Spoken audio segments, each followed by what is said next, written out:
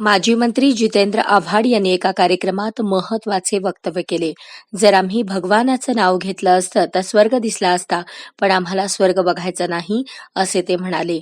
त्यांनी आपल्या कार्यकर्त्यांना आणि जनतेला विश्वास दिला की लोकांची सेवा करण्यासाठी आणि त्यांच्या समस्यांवर काम करण्यासाठी ते सदैव तत्पर असतील. आव्हाड यांनी या वक्तव्यातून राजकीय स्थितीवरही अप्रत्यक्ष टीका केली.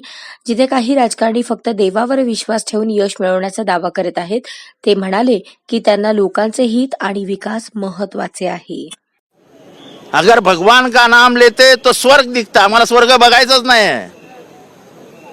स्वर्ग काय असतो, देव काय असतो आम्हाला माहितीच नव्हतं.